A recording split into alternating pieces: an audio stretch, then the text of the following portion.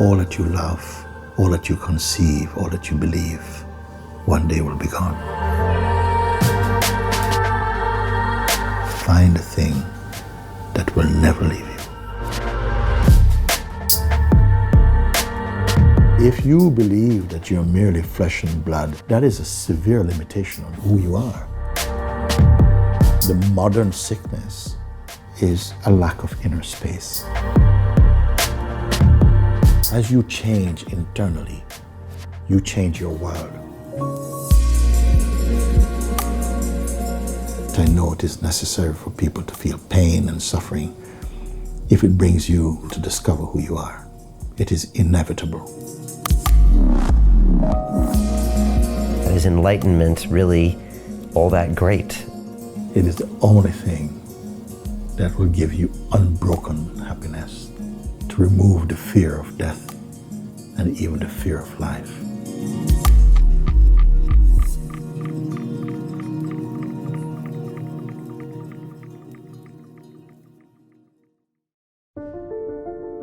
They say that the human race is doomed, that we have lost touch with our true nature, that the media has corrupted us, and that the planet has no future.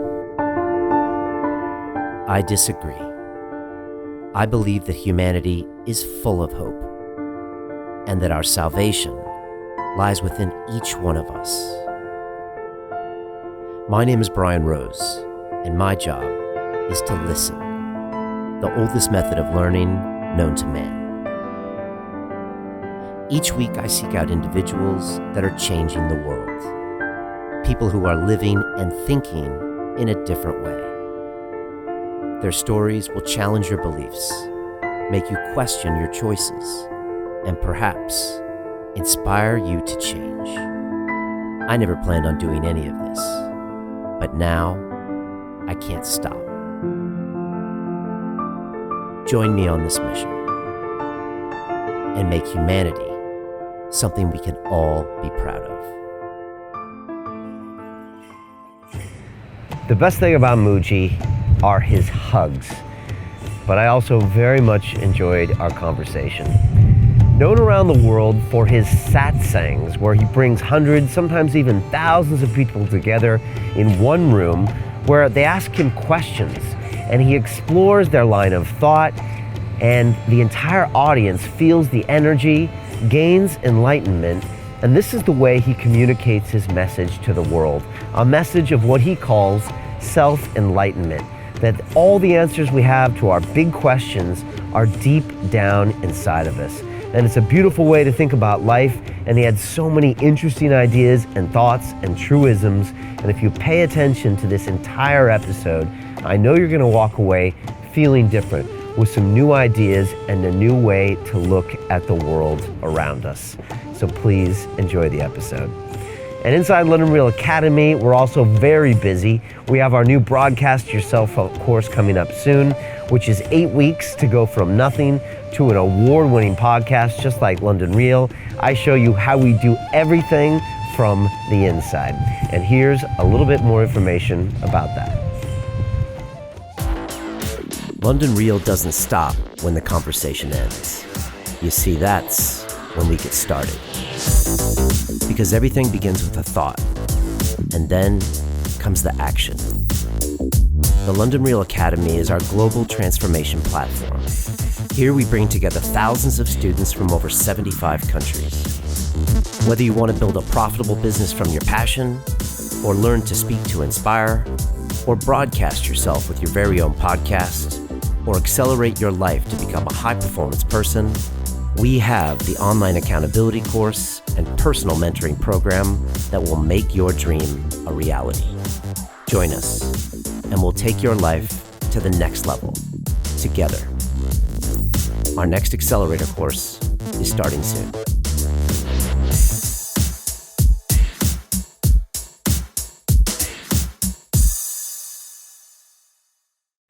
This is London Real. I am Brian Rose. My guest today is the spiritual teacher known as Mooji.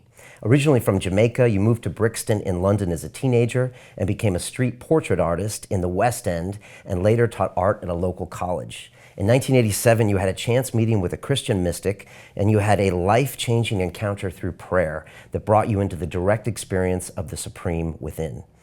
This inspired you to walk out of your life, and in 1993, you embarked on a spiritual journey through India, eventually landing at the feet of the man who would become your master, the late Sri HWL Poonja, aka Papaji. Following in his footsteps, you now regularly conduct large Satsang gatherings throughout the world, sharing self-inquiry and directing your students to question who or what they are at the deepest level. Mooji, welcome to London Real. Thank you. Thank you for inviting me. It's a pleasure having you here. I was wondering if you could explain to people what the Satsang gathering is like. Because when I watch your videos online, I see this kind of gathering, and as we said before we started here, kind of impromptu. And what are those like, and why do you choose to kind of communicate with people that way? Okay. I cannot say what it is like for the viewers and even for the participants even. And we also started in a very impromptu way. I had not really set out to do that. It started out with very just few people coming to my house, and in those early days I was not really inclined to speaking very much. In fact, there was a kind of shyness in me, so I was most comfortable just being quiet, and that was the most easy and natural way to be, and it seemed as though they were fine with that. So that went on for quite some time. They would just hold the space with you, and not a lot of words would happen. There was no rules about it, Okay. I just found it like that. People would come, and for some reason there were not so many questions then, and they would express that they just simply enjoyed to sit in my company. I couldn't see why, actually. It just felt comfortable, Okay. But at some point, some visitors came. If the earliest time I can think was one visitor came from Ireland, from Dublin. It was a woman, and she spent a few days with me. She asked some questions also. And at the end, before leaving, well, something had happened for her during this time, and she invited me. She said, I have a group sitting in Dublin regularly on a Wednesday, and we also just sit in silence. But we'd love to invite you to come and for people to sit and maybe just ask you some questions. And it was my first traveling out with Satsang. So I went to Dublin. And that was my first experience with a very formal and organized Satsang gathering. Now, Satsang, it's a Sanskrit term that simply means to associate with truth, or to practically, like a number of beings in search of the experience of self-discovery or whatever would come, and sit with someone who they feel a natural empathy with, or they resonate with that being. In my case, it was just to be open to the questions that arise and so on. I remember the very first time sitting in a satsang, I was staying in a room that was called the choir boys' room. So right next to the church, and I heard people coming up and entering the hall, and I was like, wow, there's a lot of people coming here. I felt nervous, you see, and somehow you don't seem like a man who gets nervous. Well, I do, and it happened that time that I felt quite nervous, like, wow, these are all new people we have never met. And perhaps, they're going to want me to talk about something, and I'm not used to preparing speeches and so on. But I felt, no. I felt a bit nervous, and I lost my composure for a bit. And I thought about it for a few minutes and thought, yeah, okay, I'll talk about attachment and fear and attachment and like this. Okay, that's a good start. And that was the first time I sat with the people and opened the meeting and said, okay, perhaps we can start off by just maybe talking about perhaps one of the most familiar topics about fear and attachments and how to transcend. And quite surprising to me, in about 3 minutes I'd covered all that I needed to say about it. And I was just left floating in the air for a minute there, lost, you see. And that was a very painful and profound lesson to me. And that was the only time that I've ever really prepared for a meeting, like have an idea, this is what I want to do. Since then, everything has just been to come as we are now and just to sit and see what comes. And I felt that is the most authentic way of meeting and for sharing in such a way that sometimes my own responses feel fresh for myself also. Mm. And so you just feel the energy of the room, of the people, and kind of the ideas and questions and just go with it. Not in any deliberate way, I'm just there. And now after being around and meeting having the privilege of meeting so many beings, it's just something that unfolds. I know that something wonderful is going to happen, even if it's painful or in whatever way it comes. And I cannot really see it in just negative terms. It always seems like somehow something flows through and it becomes meaningful and impactful for many people and enjoyable for myself also. You know? And how many people are usually at these things? How long do they last? And how many questions you usually field? I mean, as a rough idea. They vary from place to place, and these days it can be very. Okay, in next month there is a gathering in Lisbon, and the place where we are going to hold these meetings holds the capacity is 1,500 people, and it's already full like this. So that would be the kind of numbers that maybe happen in India, would be like 3,000 people or so on. But also smaller gatherings, 100 people sometimes. I just met now, being in London, I really wanted to meet some of the groups that are in London, because there are beings who felt so connected to what they're experiencing. And they were opening up their homes that other beings could come and they could sit and watch a satsang together or some recording or something. And I just wanted to have the chance to meet up with them a bit more face to face. So these were smaller gatherings, like 200 or 300 people, also very comfortable. 50 people, also very comfortable. 10 people, also very comfortable. Mm. Yeah. But increasingly, when I'm traveling, then they seem to be more and more. We don't predict. Okay.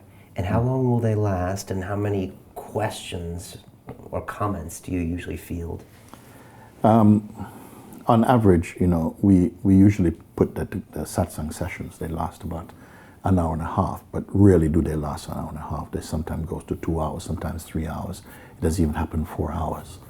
It can happen like that. If in the moment it feels as though the energy is there to go on, and feel somehow it seems to happen.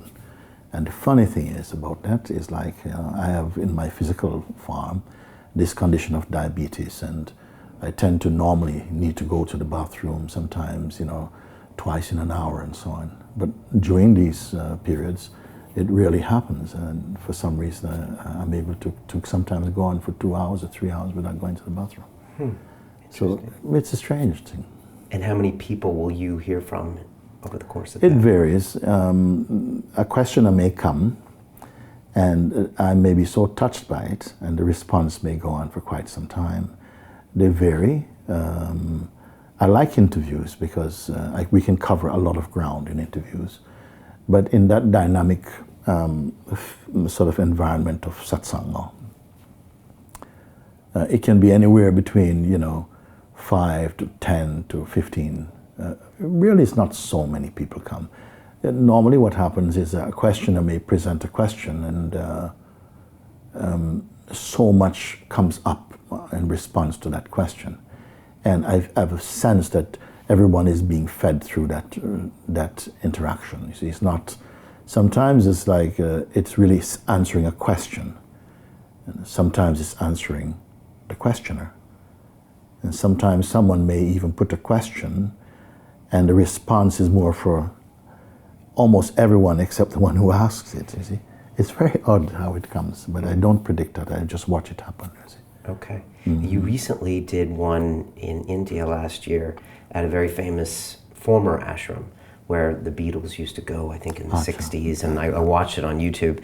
What was that experience like, being in this place that, well, I guess at one time was, you know, very well known and a beautiful place, but then had kind of then been run down and you came back? Can you just talk a little bit about that? Well, how it came about is that I was staying on the other side of the Ganges, you know, and right in front of the place where I'm staying, I can see the what they call the Beatles Ashram, the ashram of Sri Mahesh Yogi. There are some buildings that were made there. They were made out of stone. They're an unusual shape, sort of like looking at the top of half of an egg or something, and it's all built with stone. And, I've always been curious about it, and sometimes I'd go walking on that side of the river, on the temple side. We call it the temple side because all the ashrams and temples are on that side, and the main forest is there. In fact, many years before, I was chased by an elephant, a wild elephant, on that side of the river. So I would walk past it quite a few times, but it was always closed, and the government was not allowing anyone to go there. But people would sometimes jump over and go there, but I never did that. Then this last year, an initiative was taken to open it up for a kind of a festival. And they asked me would I participate in sharing satsang. So that was the first time of going there. And it was really wonderful. You know, we were given a tour just 2 days before I was intended to be there. And it was just ruins mostly for the main hall where the Maharshi gave his talks. But there was a wonderful feeling there also, you know, that kind of decaying charm or something. There was something wonderful there. In fact, I was told that the person who was showing us around said that, you know, the tigers were made their home in this place. And there are many little, almost like tunnel-like places that you could go and come into another place, and that sometimes they would stay in these little enclosures. Sometimes also wild elephants were moving through that. I've seen them myself there. So that was what was offered. That was what was offered to us for satsang, and I felt it was a beautiful privilege for us to go there. So we went, and I was familiar a bit with the history of the place, particularly in association with the Beatles being there, and in particular, I think it was more, what is his name now? Harrison? Oh, Harrison, okay. The drummer, yeah. No. Guitar player. What is his name? I'm not so familiar, no? And I believe probably John Lennon also. And I'd watched some old footage, and again it was shown to me closer to this time that we were invited to have a look, and it was really, felt like a really charming place in that time when the Beatles and their friends and associations and so on, that people from all over India would come to this place. It was very famous. So it felt a nice place to be, and the satsang day was just a wonderful turnout of beings. Many also were there in the whole days, and then I'd experienced the Maharshi's satsangs firsthand, you know. Some people come maybe perhaps for nostalgic reasons or something, but the satsang that took place that day was really wonderful, and I very much enjoyed that. It was interesting to see because there was, you know, graffiti in the hall, yes, and then you obviously made it kind of pleasant to be in, but you didn't cover that up, so it had this kind of old and new. It would have been sad to do that. I agree. I felt that, I don't know when those images were made, if it was during the time. I think it would have perhaps been after. I think different artists over time had gone there and left their messages. I mean, it was not anything, no kind of perverted artwork or nothing like that. It was quite a sort of celebration of the times, and it felt very beautiful. There are images of Mahatma Gandhi and the Beatles and Amma, and it felt very nice there. It's interesting because the Maharaja was the one that started transcendental meditation, Yes. correct? And funny story is I was a banker in the city of London for 10 years, and it was transcendental meditation that got me to quit my job and start London Real about 7 years ago. It was definitely that practice. Yes. So it was very interesting for me to see that on your video and to remember, what I was taught is my meditation practice. So. You say beings when you talk about the people in the room. What do you mean when you say that term?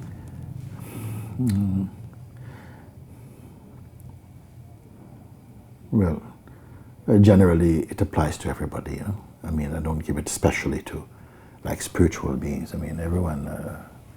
It's just another way of saying people. But over the years, I've come to feel more comfortable with the word being more than just people. But I often use the word, it just interchange depending upon who I'm speaking with and the environment I'm present in and so on. And it just comes very, very naturally to say beings. But I feel it's a higher term. My perception of them is less as persons and more as manifestations of consciousness. Of course, I don't say that to them, but it's a little bit more true to how I how we experience each other. Okay. Yeah. And when you talk about the journey into the self, how do you explain that to people who maybe aren't familiar with some of your teachings or aren't even familiar with these concepts? How do you explain to people what you do when you sit next to them on the plane? I guess is kind of what I'm asking. I really don't interfere with people, and I'm not on a movement to try and convince people of anything at all. Everything that has come to where it is at this present moment has been a very natural evolution. We have not strained to try and get more people interested. I don't feel would be consistent with my experience. But I find that by itself it seems to grow. And so by the time they come, many people have discovered satsang through internet, through YouTube and programs like this, for instance. Has been their first encounter, and they have a chance to watch in the comfort of their own home, and they can really listen to things if it resonates with them, and they will listen again, and they find that over the years, my pointings more than I would say teachings, has been for myself, I feel, very, very practical. And I remember the first time I read somewhere in some of the ancient texts that out of millions of people who are searching for truth, 1 out of millions are searching in the right way. I sort of read this and I cannot trust it. And that out of those few, a rare one finds it as it is. And I was disturbed by that because I could not accept it, seeing what I was privileged to come to the realization of, the naturalness of the self, that everyone is this. It was more than an intellectual conviction. It was an experienced truth for me. And yet I could see that the way in which the beings or the people were conceiving of themselves and how they presented and portrayed themselves was in terms far less of who I knew them to be. So there was a challenge there. But over the years, the pointings or teachings became more simplified because I just could not accept that, it was so difficult to discover this if we are that essentially. So, and perhaps because of that stubbornness or insistence on really trying to convey what was for me an obviousness that was overlooked, that gradually somehow the pointings became more and more simple and simplified, because I didn't want to mesmerize people with sort of spiritual sort of concepts only. And I remember some time ago while I was in Boston, you mentioned Boston, someone had come and who had made a video earlier, a famous video from my own master, Papaji, called Call Off the Search. And this man had approached and asked if he would do an interview with me, and I was very happy. And on the very day, just a few minutes before the interview started, he asked me, "Can I just put one thing to you?" And I said, "Yes, go ahead." And he said, "Is it possible that we could have this conversation and you not using any spiritual terminology at all? As though you're speaking to kids who have never heard of these terms. Is there a way that you think you could speak, that you could convey what you really experience without these terminologies like consciousness and Brahman and, vasanas?" It was full. And then, okay, let's go for it. So I like this type of challenge. And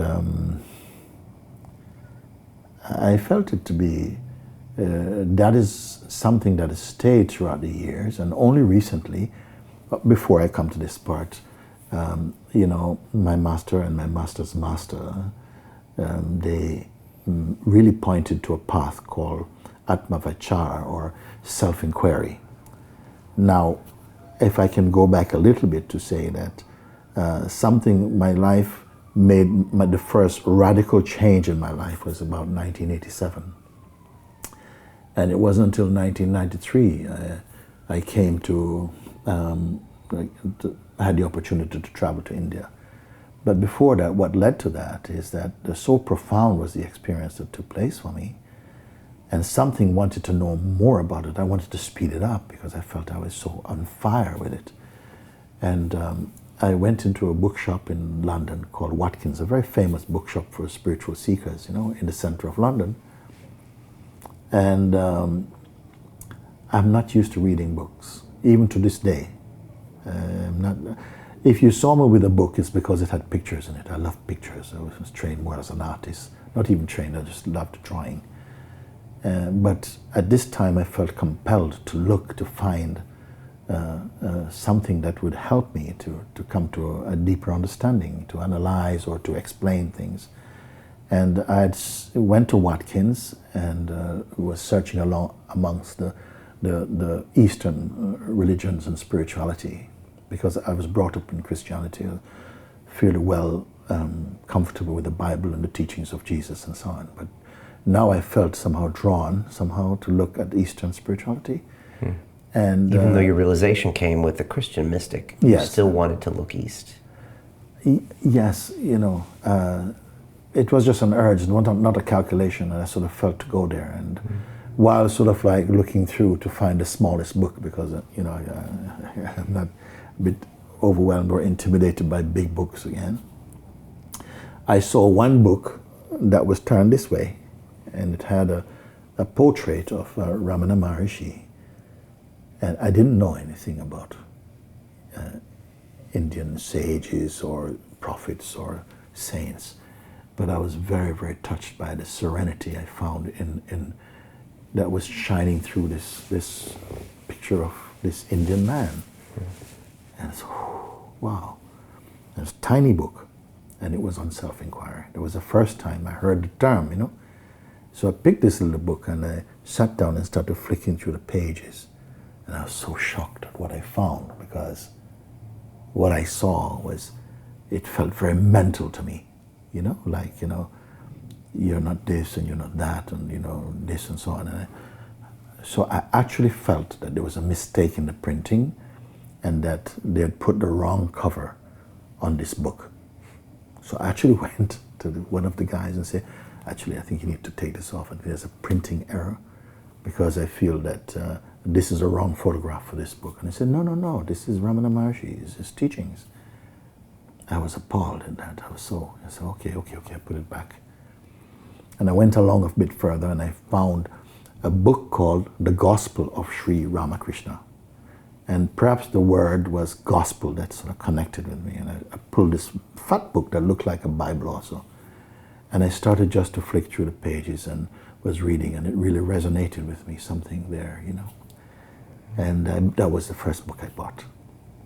And I took it home. I started to read from the beginning, and I could not put it down. And even though Sri Ramakrishna was such a typical Indian man, and worshipped God in the form of Kali, who was a very fierce-looking Indian goddess, you may say like this. Yet the wisdom in his teachings were so potent and so profoundly impactful for me that I just could not dismiss, I could not put this book down. And it was through the reading of Ramakrishna's message and teachings that the urge to go to India arose in my heart from that. That's how it came about. But he wasn't teaching self-inquiry necessarily. No, he was not. He was not. I didn't go looking for self-inquiry. Okay. I don't know what I was looking for. I was looking for answers to, not answers even, but maybe some words of encouragement or something that could make more sense somehow to my mind of what these experiences that were happening for me. In fact, it seems strange talking about it because I'm not such an analytical, I didn't come from that background much. It's much more intuitive, much more spontaneous, but this urge arose to find out. And that led me on this search that ended up with buying that first book of Sri Ramakrishna and subsequently the journey to India in 1993.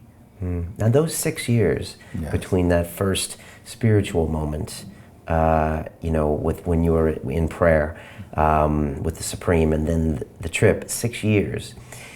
Do you look at that period sometimes and when people ask you questions, do you think to yourself, well, it took me 6 years to go to India? Was that through all of that processing yourself and inquiring and studying, and does that just show you that this takes time for people? What happened was that from the very first moment that prayer took place, and prayer was not something new for me, being brought up in very much a Christian family. But on that occasion, some time had slipped away between going to church and growing up as a young person in London and so on.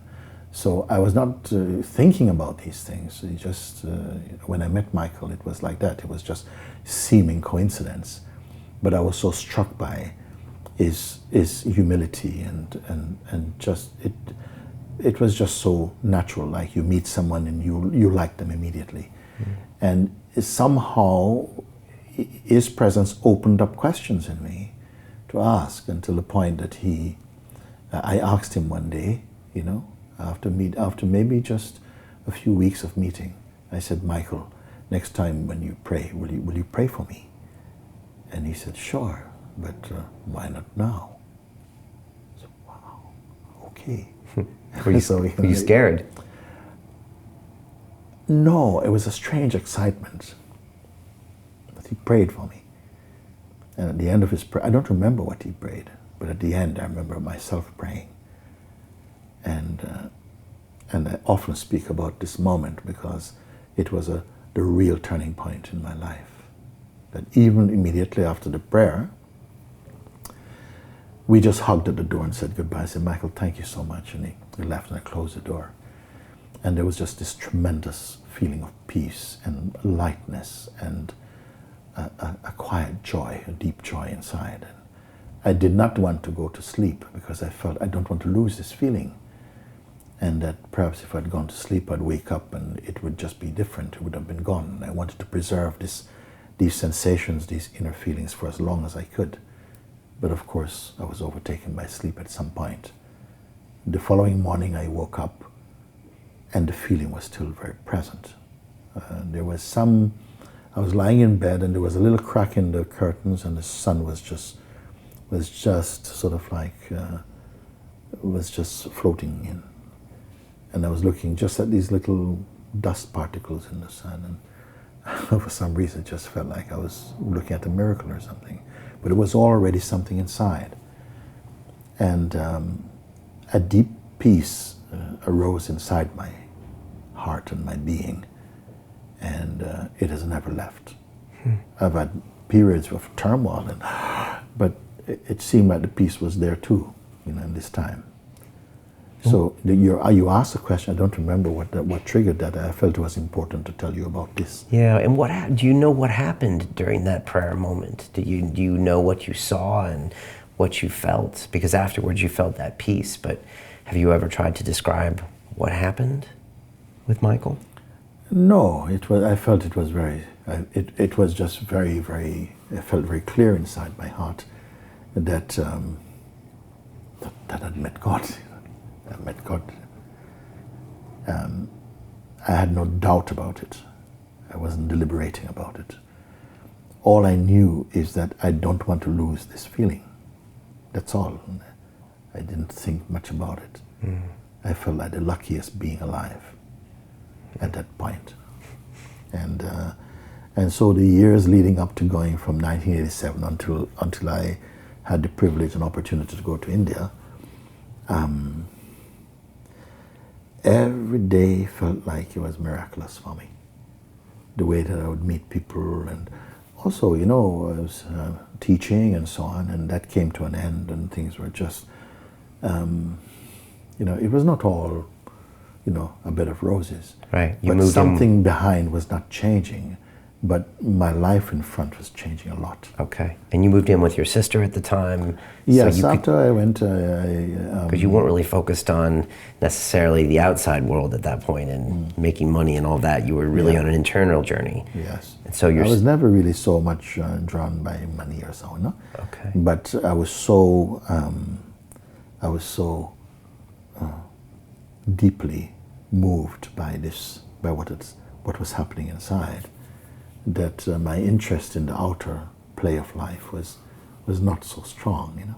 Okay. I enjoyed being by myself and sitting alone. And just yesterday I was talking about this, that because even in my apartment now, I have a piece of tree which I found in my local park, Brockwell Park. They just cut a tree, and I used to look at this tree. It turned it upside down, so the roots part was up, and we sliced it off there. And it used to be in my room. I used to look at this tree, and I had this feeling, I have to become as quiet as you. I just to spend this time like this. What does that mean, as quiet as you? Meaning that I perceived that the tree was so empty and so silent, and I could feel the sound of existence in me. You had started your self-inquiry. No, it wasn't an inquiry. It wasn't an inquiry at that stage. It was just an intuitive feeling that because also the way that my sleep was taking place and things were happening in my sleeping time, that it was all like I was on a 24-hour transformation or something. Nothing deliberate. I was not forecasting, but I just wanted to speed things up. I just felt if it feels good like this now, then I want to go all the way. It was so strong that because prior to that I feel like I'm just a coward in life and not anything so special. No direction. Well, no direction. I mean, I had a very creative life. I was working as an artist. I was very, very much involved in that. It was almost an obsession of painting. I even felt at one time that I was furiously painting. I was just obsessed with trying to make an ultimate painting. I was never happy with my work. I was just not satisfied enough. I even had a dream that I'd made the ultimate painting, but it was always moving. It was always changing, because if it could not just be still, it had to be alive in another way. And only later I came to see that there was a deeper undercurrent of some urge to find this. Because when it arose inside my heart, the urge to paint subsided. And I felt that I was not just painting for the joy of painting. It was like I was searching for something, and I found it in that moment. I would never have guessed it would be something like this. I thought it would be something that I produced or something that I created. I had nothing to do with what it is. It just is like that, you see. But you said you found this. What is this?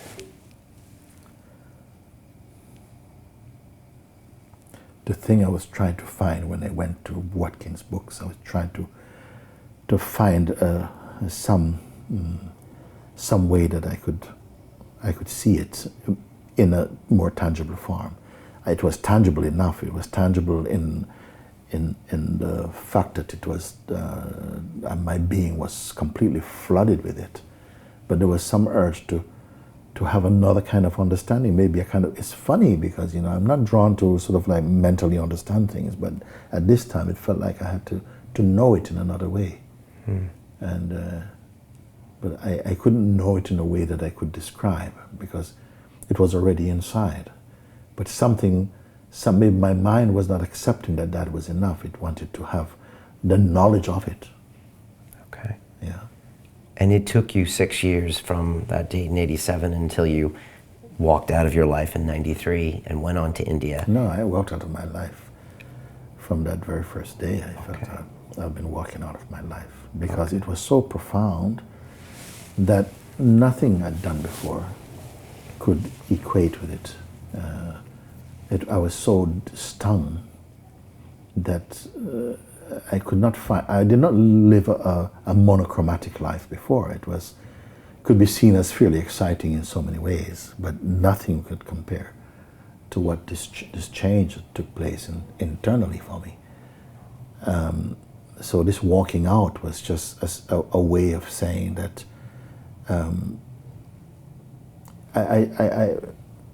I tell you, Brian, what it felt like. It felt like if what I call God said, okay, son, you come with me today and you'll drop your body today, I would have gone without thinking about it. That was how strong it felt for me. You understand? Yeah. When I went to India, the impact of Ramakrishna's teachings was so resonating also. I knew there was something I had to find. I don't know if it was more, but I felt compelled beyond my experience, you know, to explain why India or why, you know. And so by the time I went to India, my only intention was to visit Ramakrishna's place, although he had left the body many, many, many years before. But the book, The Gospel of Ramakrishna, was written by one of his disciples in such a selfless beauty about it. It totally captivated me. I felt like I wanted to go and sit in the room where Ramakrishna taught on this type of thing. I had no other interest in India, you know. I didn't have a Lonely Planet guide to India, nothing. I just took a plane. I didn't even know if Delhi was the right. I just took there. And it was as though all my footsteps was already planned or something. How I came to meet Papaji, I had no knowledge or experience of meeting anyone of that stature, such as a saint or a sage. I was not even so much familiar with the terminology of a sage and so on. You know, I was not at this big curiosity about him. I only want to go and sit in Ramakrishna's room. But you never did. I never made it. To this day, I've not been to Calcutta. Many people have come from Calcutta and come to Satsang and invite me. I still haven't gone to this day. I don't feel badly about it. I feel Ramakrishna may himself also have guided me to Papaji. And so what happened for you to make maybe that left turn when you got to India and pursue a different route? What happened? Miracle happened because I was in Delhi, and my first time to India, I was in Delhi for 10 days, just till arriving in a way. It was so new, such a powerful assault on the senses and everything. But, what do you remember? But I just felt that I was in a different universe altogether, but something that felt deeply comfortable and for me also.